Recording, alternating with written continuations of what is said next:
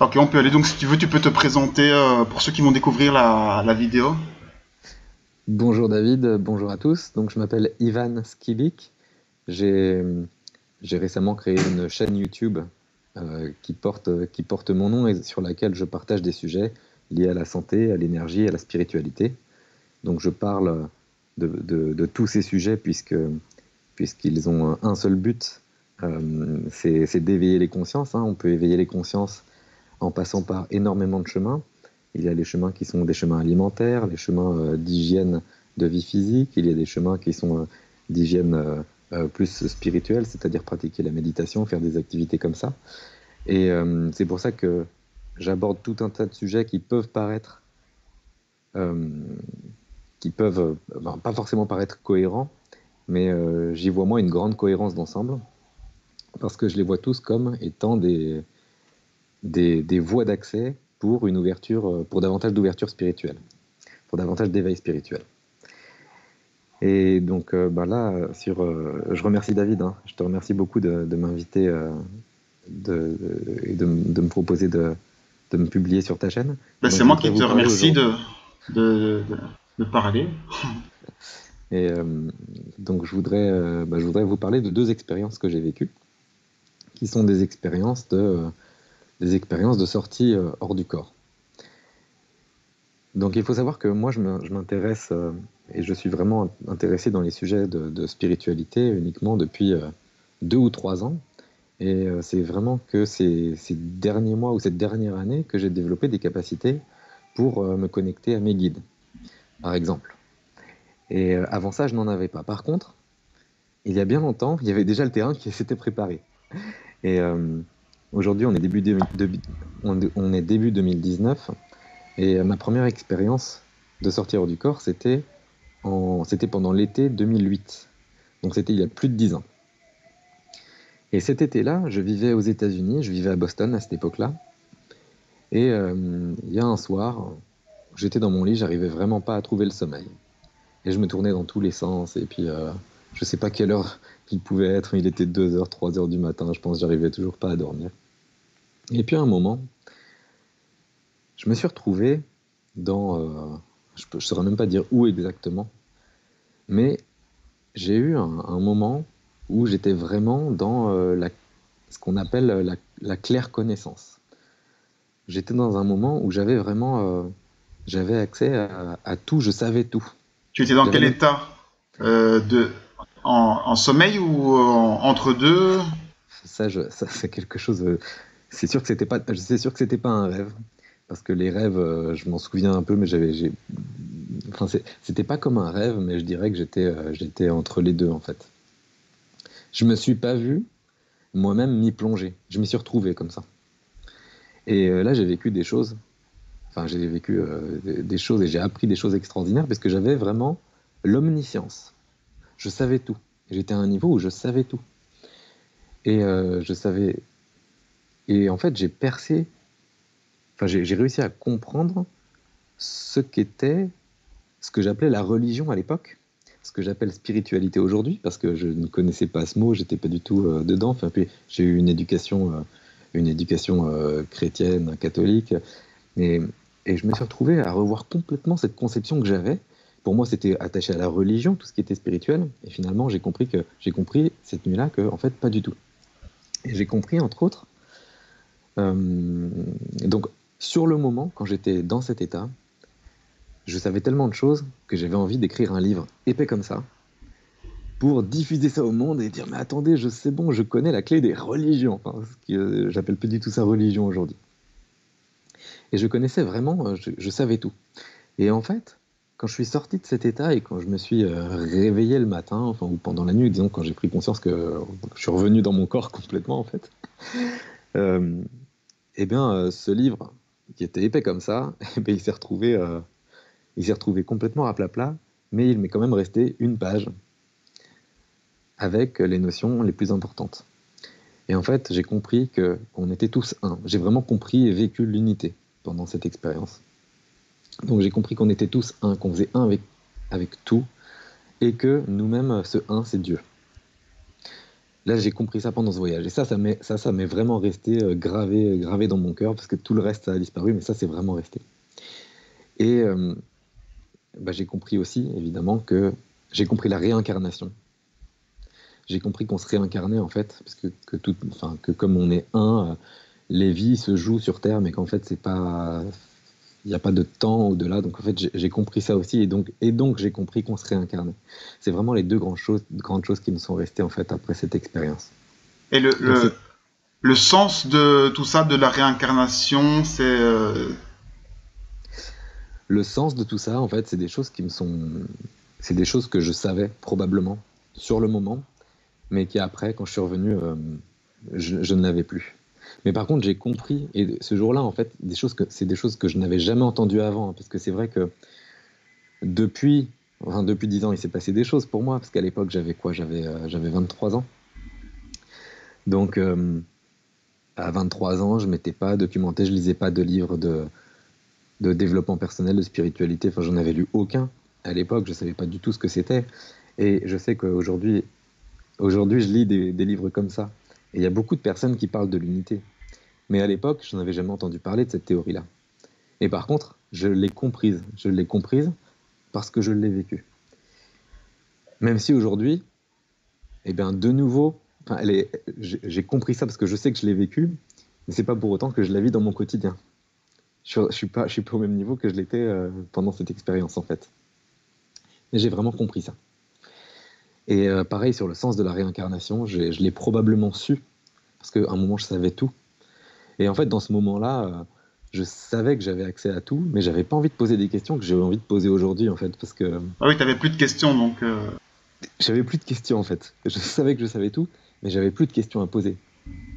Ça, c'est quelque chose qui m'arrive encore quand je pars euh, en voyage plus classique, enfin, pour communiquer avec mes guides, où je prends mon tambour chamanique et je fais un voyage, je pose des questions.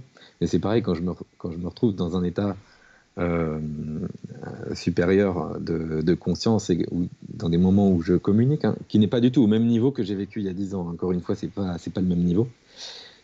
Mais à ce moment-là, enfin, parfois je me dis je vais poser ça comme question et en fait je me retrouve à un niveau supérieur de conscience et là je me dis mais en fait non, cette question j'ai même pas envie de la poser tellement c'est futile. Enfin, c'est pas la même chose en fait.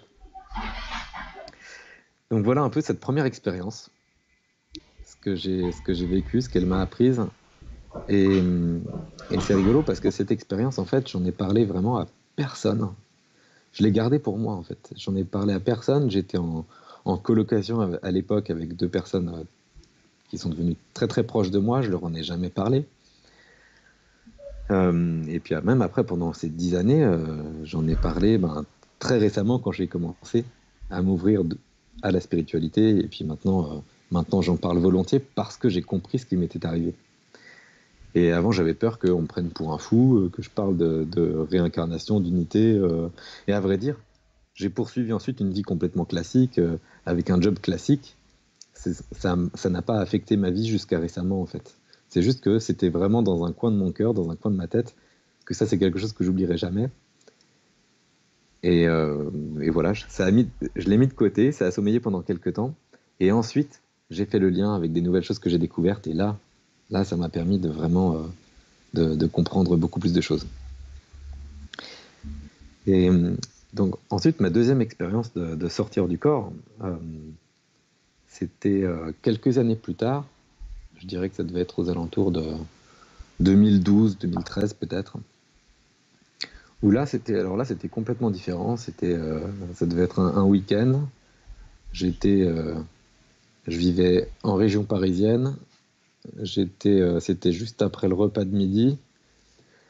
Donc je suis parti pour une petite sieste et là je me suis retrouvé où vraiment je me suis vu au-dessus de mon corps. Je flottais je flottais au niveau du plafond de ma chambre et je me suis vu en bas en train de dormir. Et là c'était complètement fou, je m'étais jamais vu comme ça. Et la première chose que je me suis dite c'est mais est-ce que je suis mort? Et en fait en me disant ça, ça ne m'inquiétait pas le moins du monde. C'est ça qui est fou. J'étais pas du tout inquiet, j'aurais pu être mort, vivant, mais ça sera revenu exactement au même pour moi. Je me dis, oh tiens, est-ce que je suis peut-être mort? Et Et moi, je flottais détendu. au-dessus. Et détendu, ouais, complètement détendu. Et ça, c'était quelque chose de fou parce que là encore, j'ai eu accès à l'omniscience. Je me suis, j'ai compris que tout dans le cosmos, ouais, parce que j'avais des visions de cosmos en même temps, même si je me voyais, je voyais que je pouvais être un peu partout et que je pouvais accéder à toute la connaissance. Et en fait, je savais tout. J'avais pas besoin de poser de questions non plus. Et à ce moment-là, tu avais déjà la connaissance de tout ce qui était sorti hors du corps et tout ce genre de phénomène, ou tu l'as découvert comme ça? Alors, absolument pas, je n'en avais jamais entendu parler, encore une fois. Jamais entendu parler. Et parce que j'ai entendu parler de ça pour la première fois, c'était c'était il y a 2 ans. 2 ans, donc en 2000, ça devait être en 2017, 2016 ou 2017. Même pas les Near-Death Experience, les expériences Non, de non mort plus, les imminente. expériences de mort imminente non plus, non, j'avais jamais entendu parler de ça. Ça a dû être Et, impressionnant alors. donc c'était vraiment impressionnant, mais d'un autre côté, j'étais pas du tout inquiet, parce que j'étais bien en fait. Je me sentais hyper bien, je flottais au-dessus, et à partir du moment où j'ai commencé à me poser un peu plus de questions, mais pourquoi je flotte?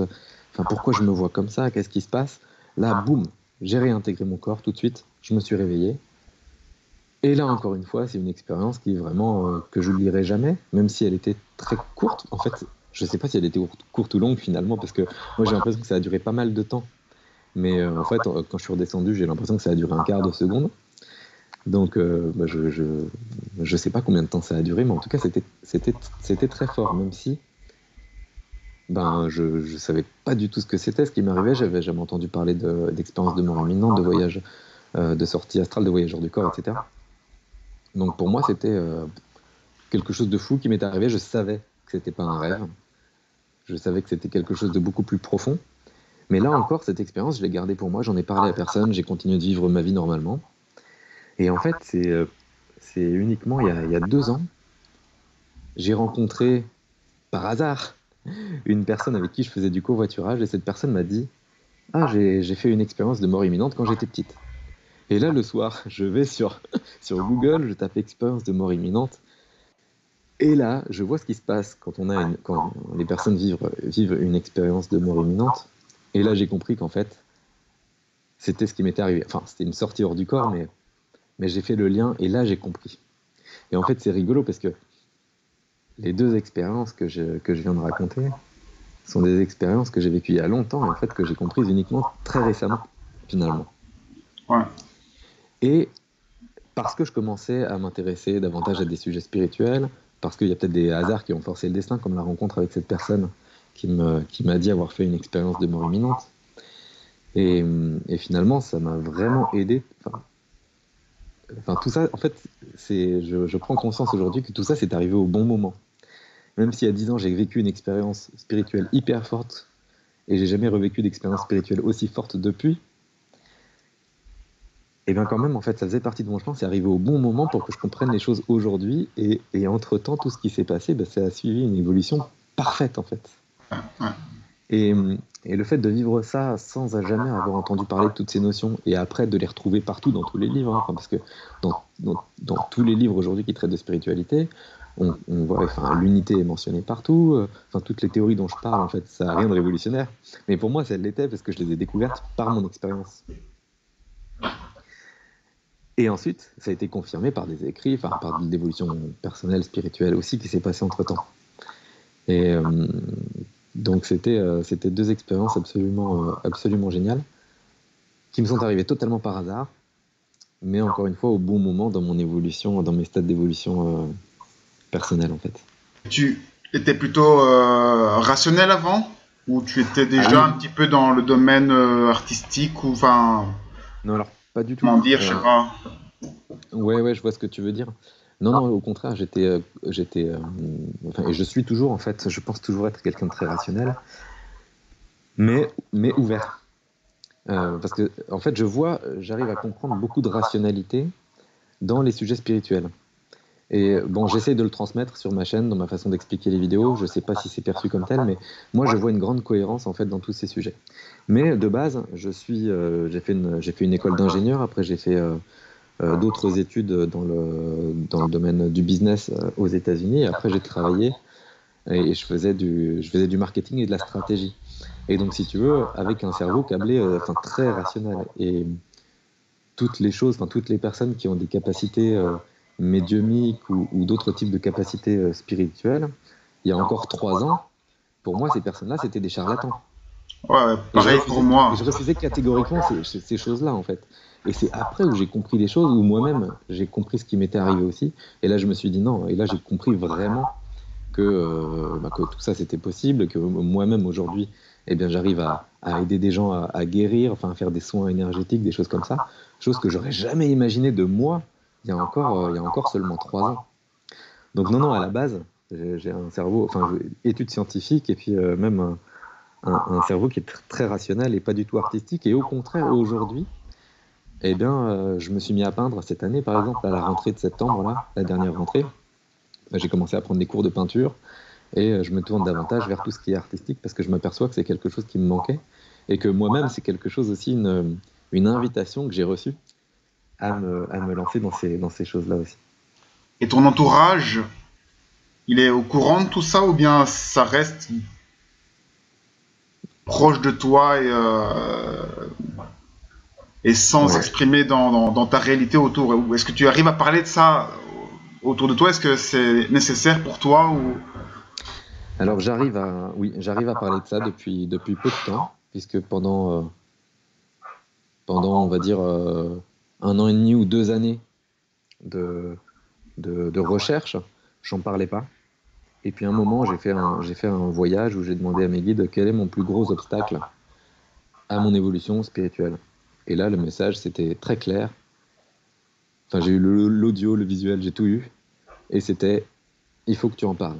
Et je savais que quand on m'a dit ça, c'était en premier lieu à mes parents, enfin à ma famille, à tous mes proches en fait, parce qu'à part ma femme, il y avait personne qui était vraiment au courant autour de moi.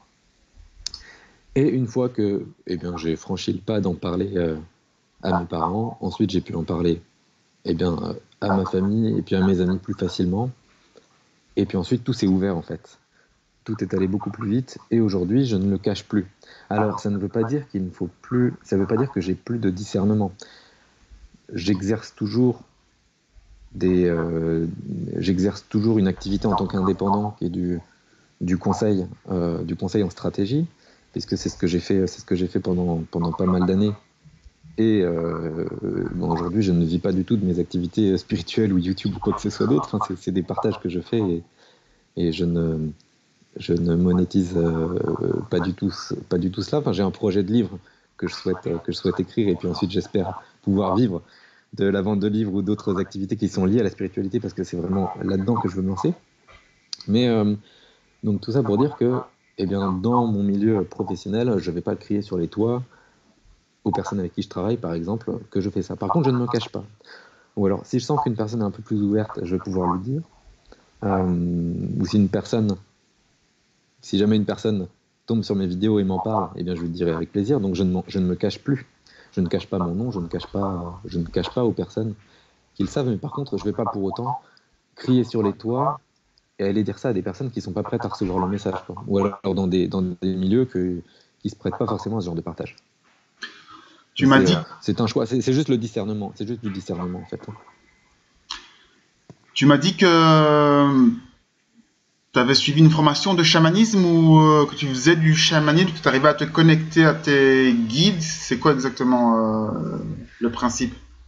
Alors, j'ai suivi un parcours d'initiation chamanique hein, avec une chamane qui s'appelle Katou. Et en fait, le principe du chamanisme, c'est pouvoir se pouvoir. Alors, un chaman, c'est quelqu'un qui guérit. Hein. L'étymologie de chaman, c'est euh, c'est une personne guérisseuse en fait. Et la façon de guérir par le chamanisme, ça va être en se connectant à des esprits. Par esprit, on entend tout. Dans le chamanisme, c'est animiste. Donc, si tu veux, on peut se connecter en chamanisme à l'esprit des arbres, à l'esprit de l'eau, à l'esprit de la mer, à l'esprit d'un lieu, etc. Et on va obtenir à l'esprit des plantes, enfin tout ce qu'on veut en fait, mais aussi à des esprits, à nos guides. Et en fait, en se connectant à ces esprits, on obtient des réponses à nos questions. Donc, quand c'est dans le domaine du soin, alors il y a quelques protocoles de soins qui existent en chamanisme, par exemple les soins d'extraction, les soins de recouvrement d'âme, mais il y a aussi d'autres soins qui peuvent nous apparaître pendant qu'on fait nos voyages. Donc en fait, le but, enfin moi, comment est-ce que je le pratique? C'est que moi, je le fais souvent, hein, pas forcément tous les jours, mais presque très régulièrement. Je prends mon tambour de chaman. Le tambour, en fait, c'est un instrument.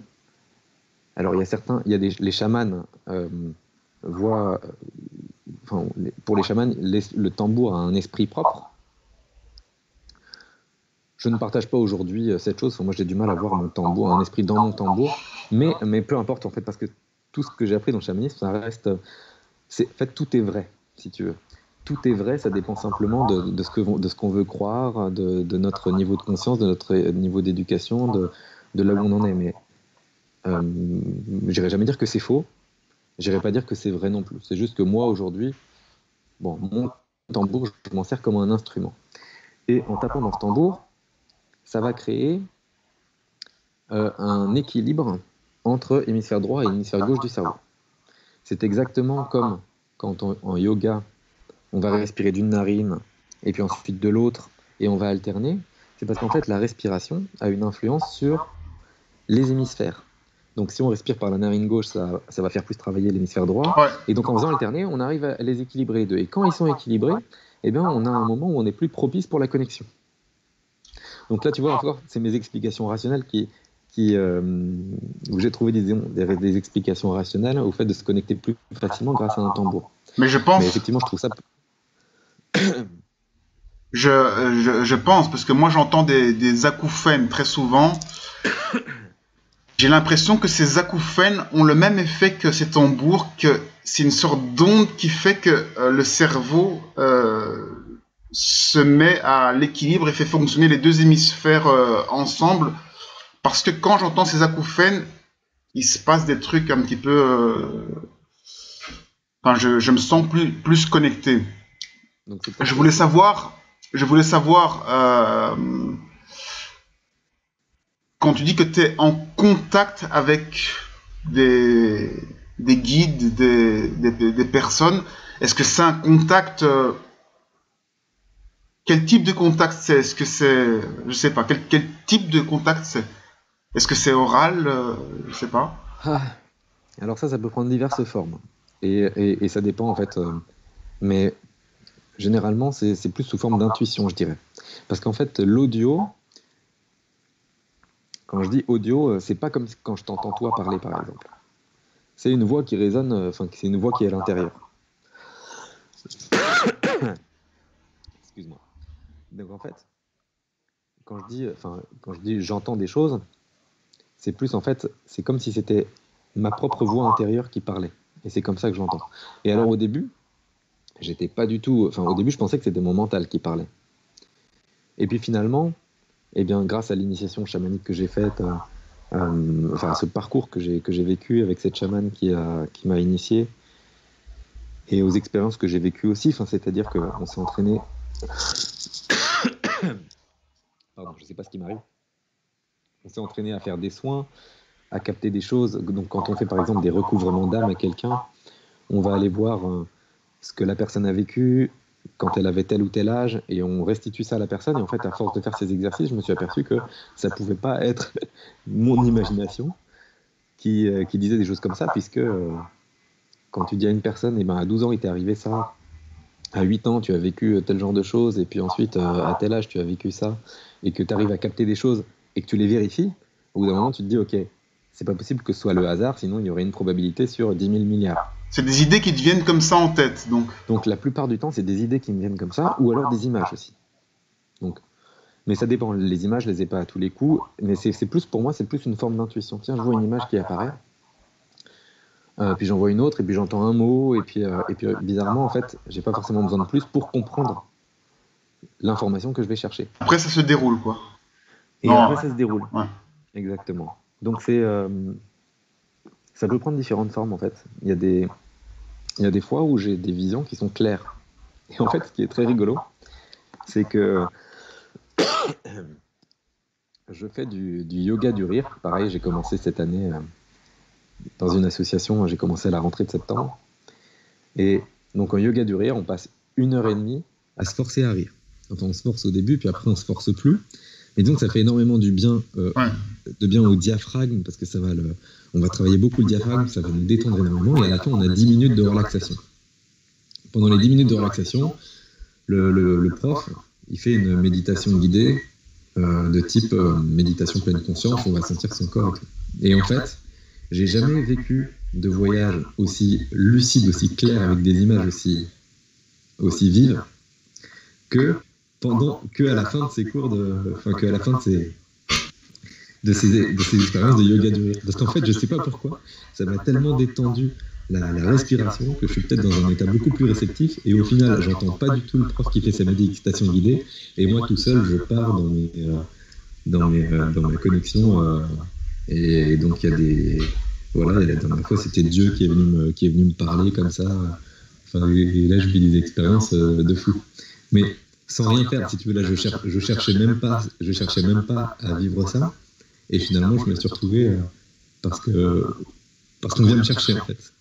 Ouais. Et donc, là, c'est extrêmement lucide. Alors, je sais pas pourquoi, le lien avec le yoga du rire, j'ai pas encore compris. Je pense que c'est la détente, en fait. Parce que plus on a le corps détendu et l'esprit détendu, plus on a, selon moi, la connexion. C'est pour ça que quand je propose aux gens des techniques pour réussir un voyage astral, je leur explique qu'il faut d'abord réussir à détendre son corps au maximum et puis à calmer son esprit au maximum. Et quand on a les deux, on a une sorte de connexion avec son intuition qui est très forte. Donc à mon avis, c'est ça. Et je suis persuadé aussi que le rire est quelque chose de très important, parce que moi, j'ai pas l'habitude d'éclater de rire ou de faire ce genre de truc.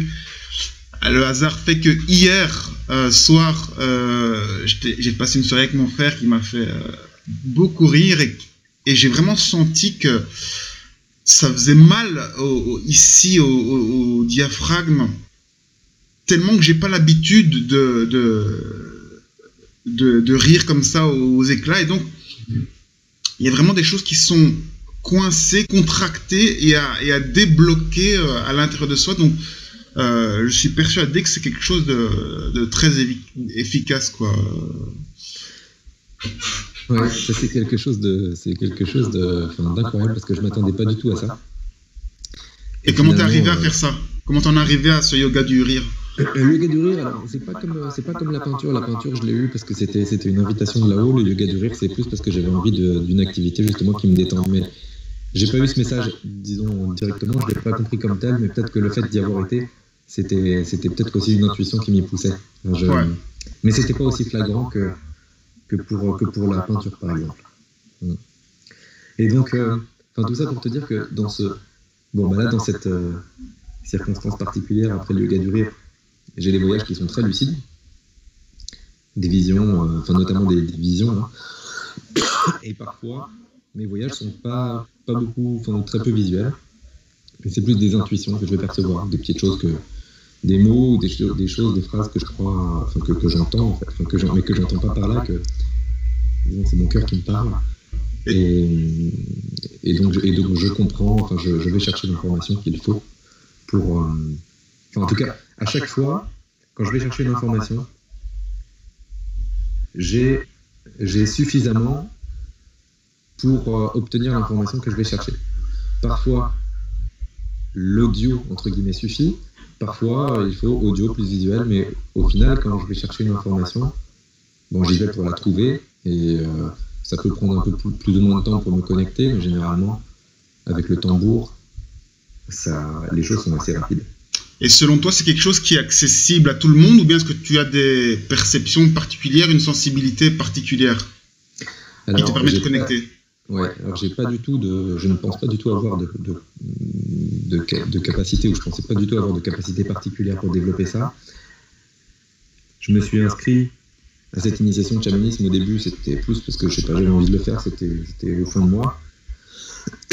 Là encore, c'était certainement un appel.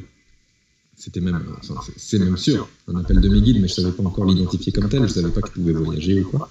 je savais même pas à quoi m'attendre. Quand j'ai commencé cette initiation, je savais même pas ce que c'était que le chamanisme, c'est pour te dire.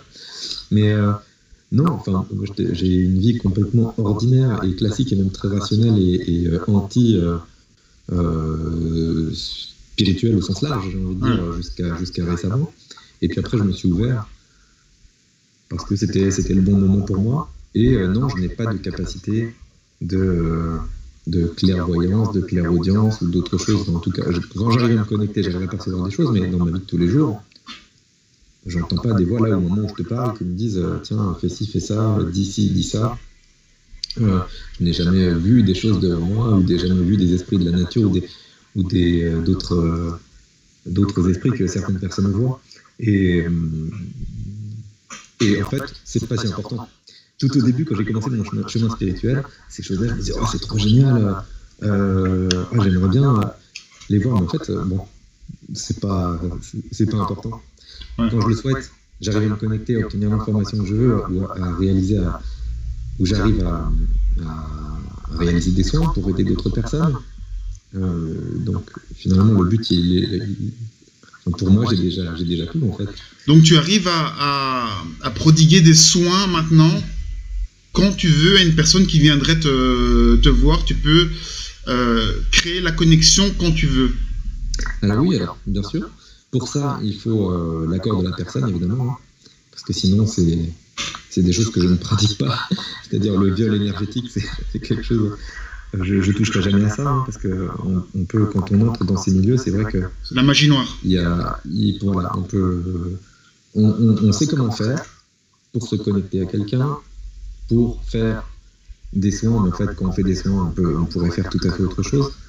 Donc, effectivement, on peut glisser, la magie noire, c'est des choses qui existent.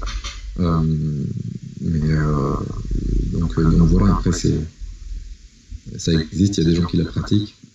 C'est pas du tout ma façon de voir les choses ou de pratiquer. Donc, pour me connecter à quelqu'un, j'ai besoin de son accord, évidemment. Une fois que je suis connecté à cette personne, de toute façon, je vois si cette personne veut réellement ou pas. Parce que si elle dit oui, mais qu'en fait elle ne veut pas, moi je vais avoir des warnings, ok, stop, n'y va pas. Ou même si la personne le veut, si j'ai un warning, stop, n'y va pas, c'est que mes guides me disent, ok, toi t'es pas assez fort pour affronter ce problème. Donc, très bien en fait, c'est très bien. Et moi, si tu veux, quand je me connecte à quelqu'un pour l'aider, par exemple, lors d'un soin, je me fais toujours accompagner de mes guides. En fait, je ne sors jamais tout seul. J'ai appris, et là, le chamanisme, c'est absolument génial parce qu'en fait, moi, ça m'a donné l'autonomie dont j'avais besoin. Et une fois que je sais me connecter, en fait, j'ai besoin de rien d'autre parce que je sais quand j'ai une situation qui est peut-être difficile dans ma vie ou un choix à faire. Je sais que je peux me connecter pour demander conseil. Et je sais que je me connecte, alors je me connecte à mes guides, tant que je ne les vois pas, je ne vais pas faire autre chose. Et quand ils sont là, je sais que je suis protégé, et après, eh bien, je peux aller me connecter à une personne pour l'aider, ou alors aller poser les questions que je souhaite poser. Donc pour en revenir à la personne pour le soin, donc je me connecte avec mes guides à la personne, et avec ses guides, si besoin. Et puis ensuite, je fais donc, le soin, selon les protocoles qu'on m'a transmis, voire même il y a un soin qui m'a été communiqué c'était au début décembre. Bon, on m'a communiqué un soin, donc le soin est venu de là-haut, hein. C'est mes guides qui m'ont transmis, donc un soin que je n'avais jamais appris, donc c'est un soin unique si tu veux que je fais moi, et c'était un cadeau du ciel finalement. Et d'ailleurs ce soin j'en ai fait une vidéo en fait, et je fais ce soin à travers la vidéo en fait. Dans une vidéo que j'ai postée sur ma chaîne.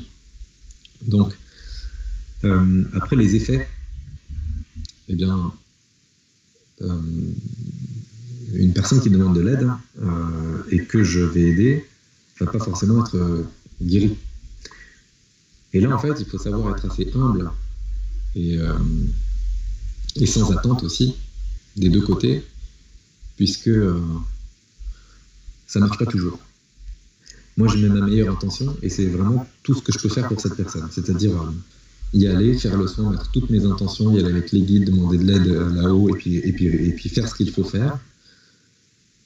Mais je pense que pour soigner quelqu'un, il faut qu'il y ait, je ne sais pas quelle est la proportion, mais il faut peut-être que ce soit 50-50 entre la personne qui donne et la personne qui reçoit. Il faut qu'il y ait une pleine acceptation Et il y a peut-être aussi d'autres facteurs karmiques ou d'autres facteurs, disons, qui me dépassent et qui font que une personne, c'est peut-être sur son chemin si elle vit une souffrance aussi. Donc au niveau du résultat, je ne peux rien garantir, mais je pense pas qu'il y ait des personnes qui soignent et qui puissent garantir quelque chose. Enfin, en tout cas, je ne connais pas de personnes qui fassent des soins énergétiques et qui garantissent un quelconque résultat, puisque ça dépend de bien d'autres facteurs aussi qu'on ne maîtrise pas du tout.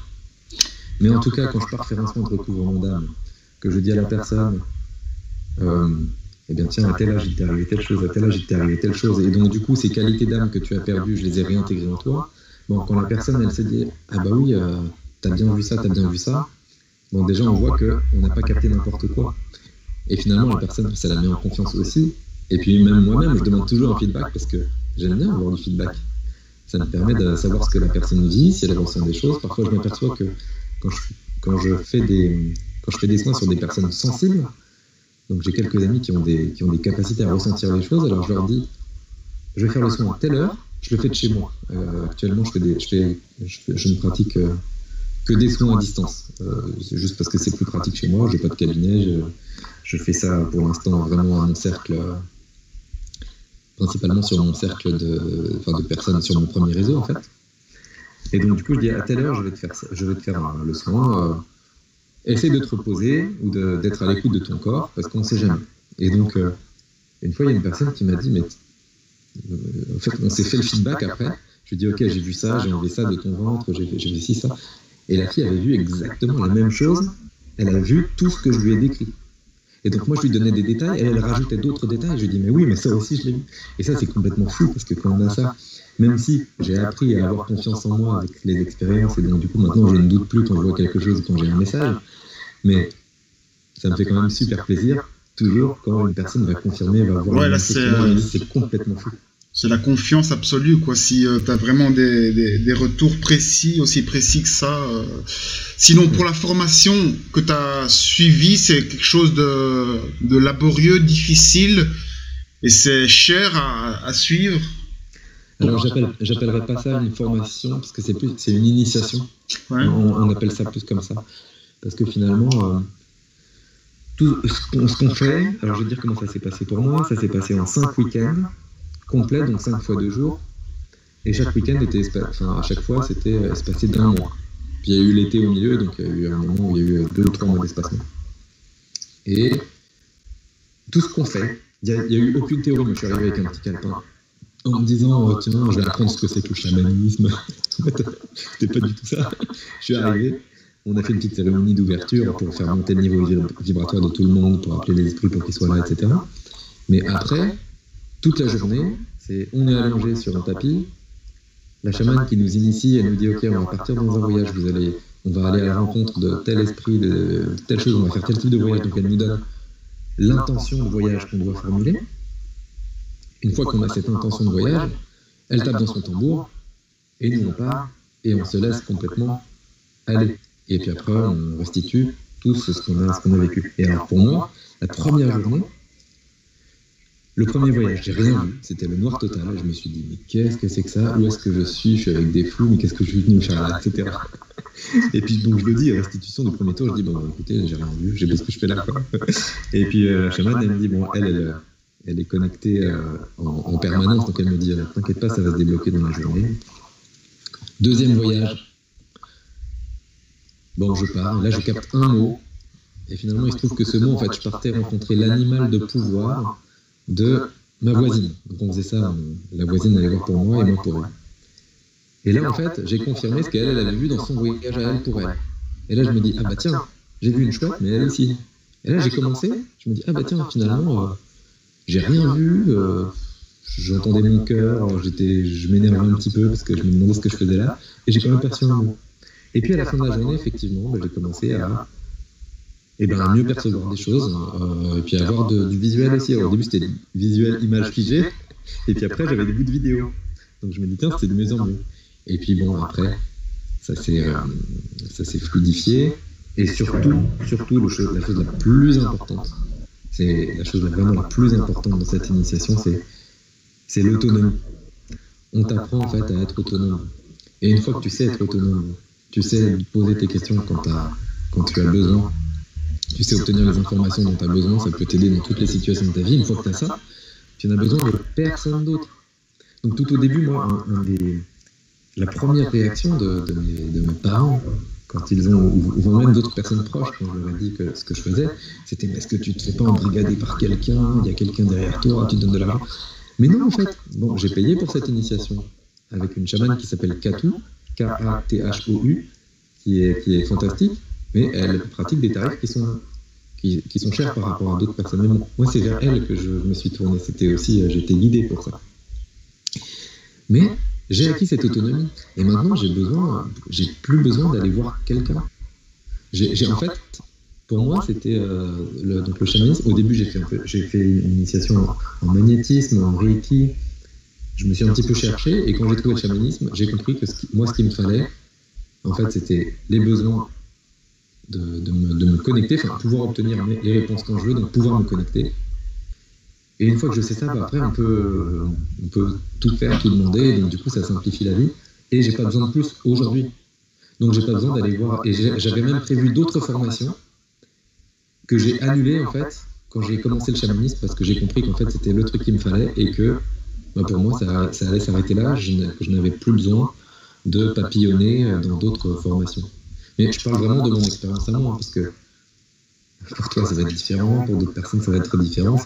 Moi, le chamanisme, c'est quelque chose qui me parle plus, même si je le vis un peu différemment. Je le vis pas comme la chamane qui m'a initié le vit. Elle, pour le tambour, le hochet, ils ont un esprit, etc. Moi, je vois pas les choses comme ça, mais peu importe. J'ai obtenu ce que je suis allé, ce que je ne savais même pas ce que j'allais chercher en faisant cette formation, mais j'ai obtenu ce qu'il me fallait. Et aujourd'hui, eh bien, je suis autonome sur mon chemin spirituel. J'ai encore énormément de marge d'évolution, mais j'ai pas besoin aujourd'hui et je sais que ça va pas forcément durer. J'aurai certainement besoin de revoir des personnes pour m'initier, mais aujourd'hui, je sais que pour un moment, eh ben, j'ai assez pour explorer, pour continuer sur mon chemin propre, et pour continuer d'évoluer, parce que je peux être tout seul pendant un certain temps. En tout cas, tu as su me donner envie de faire une formation, une initiation en chamanisme.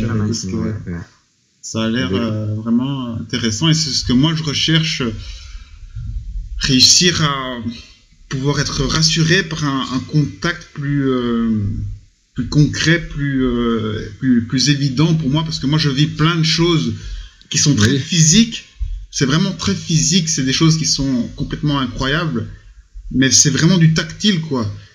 Par contre, il n'y a pas de message oral ou en tout cas, j'arrive pas à faire le discernement. J'ai des intuitions qui viennent en pleine nuit que je note, mais là, je me dis que c'est des rêves simplement, mais j'arrive pas en pleine journée à me créer une connexion véritable. Enfin, c'est vraiment ce que je recherche, en tout cas pour le moment. Et est-ce que tu as demandé, quand tu te retrouves dans ces états, ou quand tu pars en voyage, sortir du corps, est-ce que tu as demandé à rencontrer ton guide? Si tu dis mon guide, je veux te voir, est-ce que tu peux te présenter à moi? Le problème, c'est que ça dure pas assez longtemps. Moi, quand je fais des voyages astro, je suis émerveillé par ce qui se passe. Je me déplace, j'essaie de trouver des preuves, etc. Et j'ai pas le temps de rencontrer.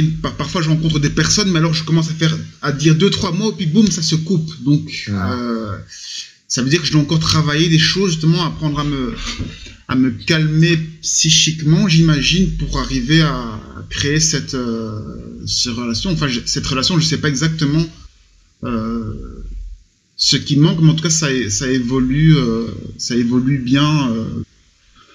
Tous les jours, toutes les nuits, j'ai vraiment toutes les nuits quelque chose qui se passe. Donc, pour moi, aller dormir, c'est comme une nouvelle journée qui commence, parce que je sais que je vais découvrir plein de choses. Ouais. Je voulais savoir, quand on parle de chamanisme, on parle de huttes de sudation. C'est ça que tu as fait aussi, ou bien c'est en dehors des huttes de sudation? Alors, moi, je l'ai pas fait, ça. C'est pas quelque chose qui est proposé par la chamane qui m'a initié, donc je n'ai jamais vécu cette expérience de hutte de sudation. Tout ce que je sais, c'est que on va vraiment rentrer dans une hutte dans laquelle il y a un feu, donc c'est très chaud, et on reste dedans, on va transpirer, donc ça a un effet sur le corps physique, mais après, je ne sais pas ce qu'on vit quand on passe par ce processus-là. En fait, le chamanisme, c'est... Hein, la façon dont je le vois aujourd'hui, c'est qu'il y a des tas de types de chamanisme différents.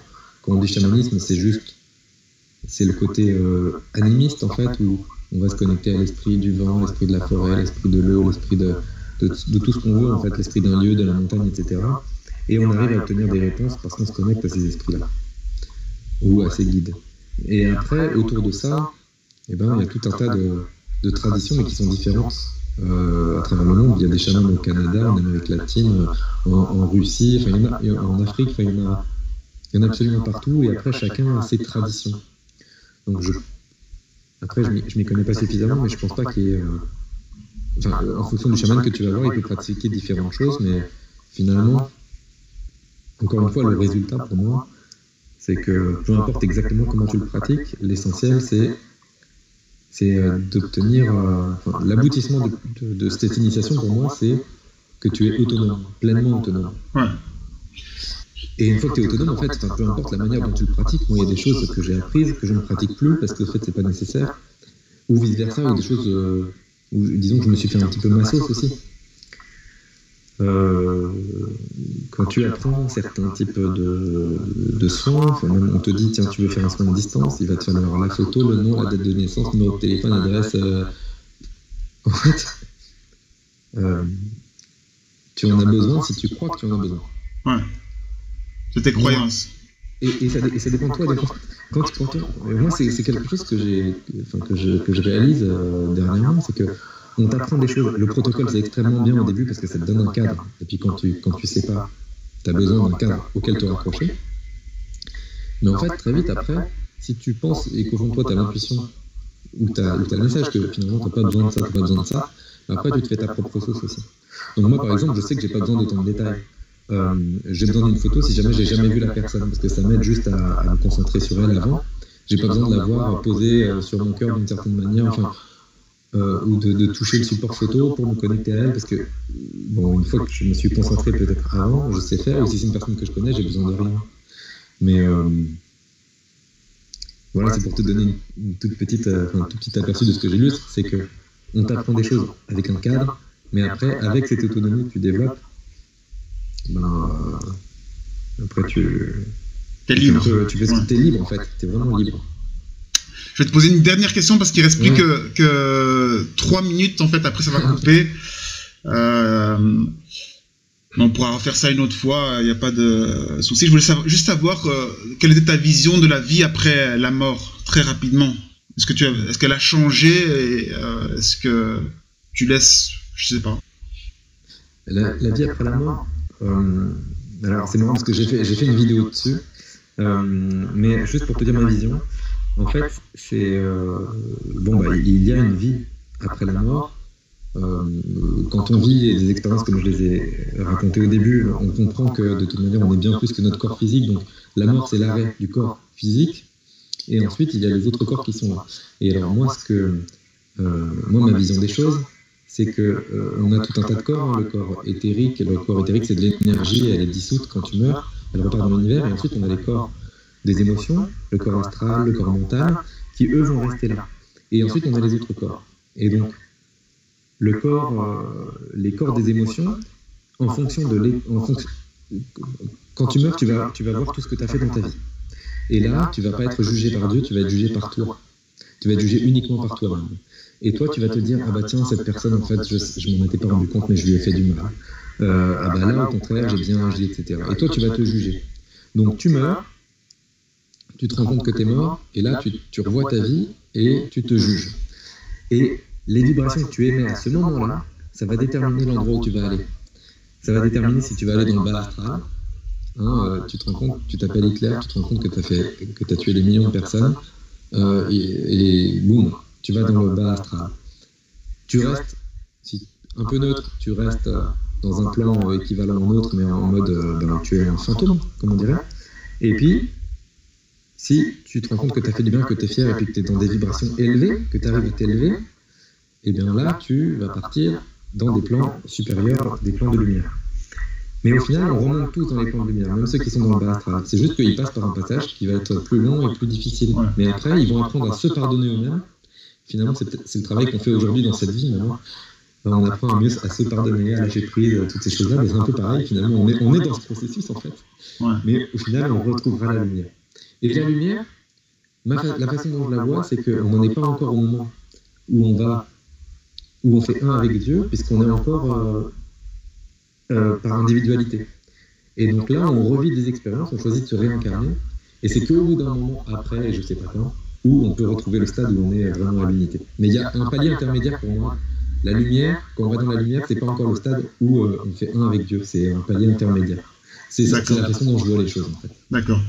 En tout cas, un grand merci à toi. Si tu peux nous rappeler ta chaîne YouTube. Alors, ma chaîne YouTube, c'est Ivan Skibik. Si tu veux, je t'enverrai le lien pour que tu la mettes en dessous. Ouais, parce que je la mettrai en description. C'est une orthographe un peu particulière. Donc, c'est mon nom, c'est Ivan Skibik. Et voilà, j'upload des vidéos, plusieurs vidéos par semaine, avec passion. Et puis, j'espère, sur des sujets dans lesquels je vois beaucoup de cohérence et qui traitent de santé, d'énergie et de spiritualité. En tout cas, merci David. Merci beaucoup pour ton partage. Ça me fait extrêmement plaisir.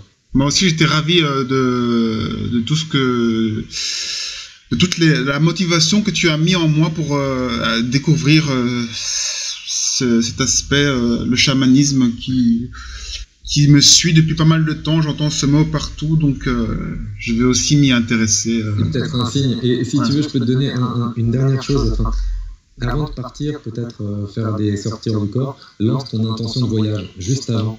Tu dis, là maintenant, avant ce voyage, là j'aimerais rencontrer mon guide.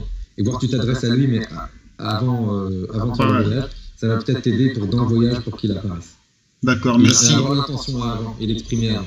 D'accord, merci du conseil en tout cas. Et bien de rien, merci à toi pour le partage, David. Ah, pas de souci, un grand merci à toi. Ciao. À bientôt. Ciao, bye bye. Au revoir tout le monde.